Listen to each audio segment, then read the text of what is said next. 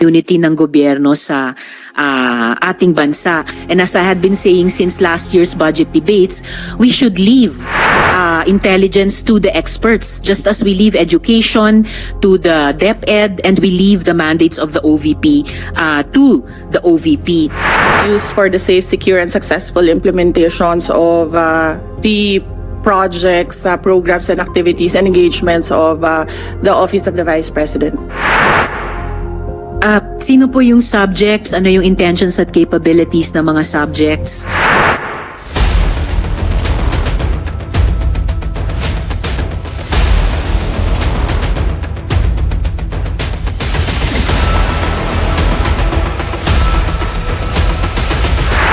So, just to clarify, Madam VP, since confidential funds refer to those agencies related to surveillance activities undertaken by civilian government agencies, ibig po bang sabihin na yung opisina ninyo will be gathering intelligence on certain subjects or entities in support sa inyong mandates o mga operasyon, Mr. Chair?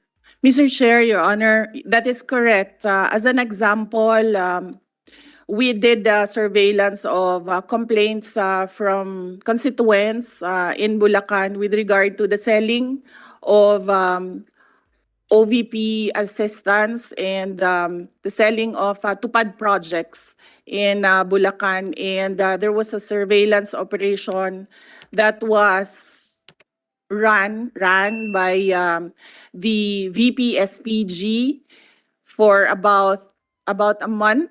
And we were able to apprehend the person and we were able to successfully prosecute the case, and that person went to jail for ilang months? 6 months. For 6 months. So that is an example of the surveillance activities that is conducted by the VP SPG for the projects and activities of the Office of the Vice President. It was in Bulacan.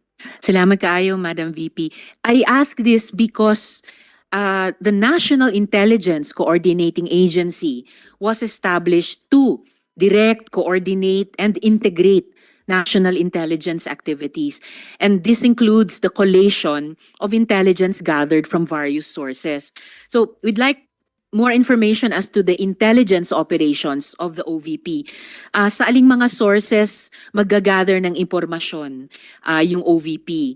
Kukuha ba kayo ng intelligence mula sa ating mga existing intelligence services tulad ng NICA o tulad ng DND at PNP? Mr. Chair, Your Honor, no. Intelligence starts with the communities and the stakeholders. And then if there are complaints, and then it is built up through intelligence and surveillance services. And then a dossier or a report is started. And then it goes through levels through the Office of the Vice President and VP SPG. So we do not seek intelligence reports from other government agencies, but the intelligence reports starts from the ground in the communities that that are engaged by the Office of the Vice President.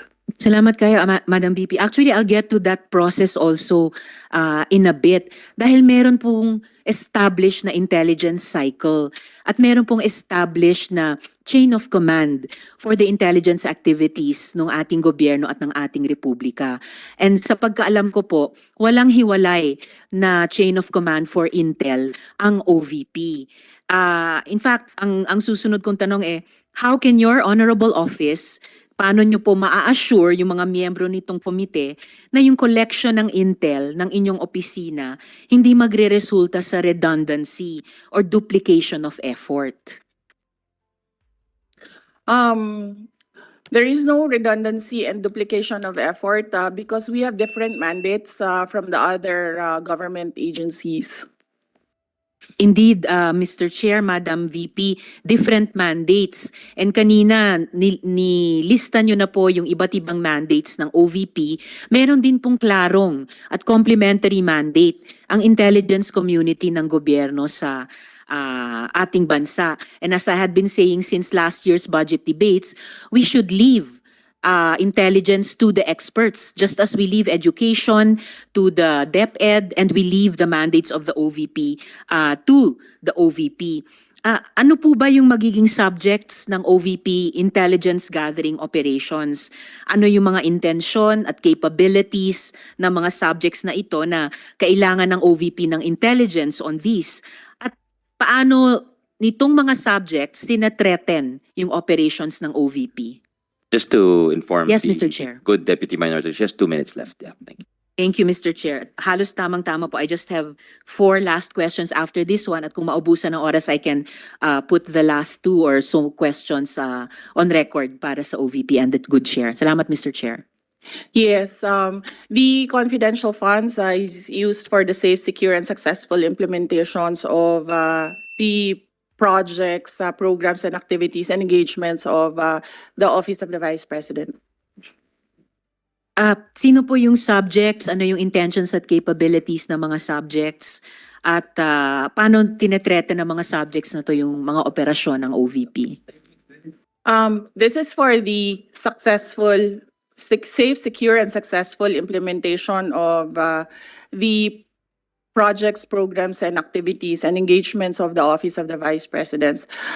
If the question is the subjects on who are the sources, we cannot divulge who are the sources of intel information. We can just say that these are the stakeholders in the areas where there are engagements of the Office of the Vice President. Hindi po sources, Madam VP, pero yung mga taong o grupong ginagatheran nyo ng opisina nyo ng intelligence. Yes, those that are perceived to be threats in the successful, safe, and secure implementation of the PPAs.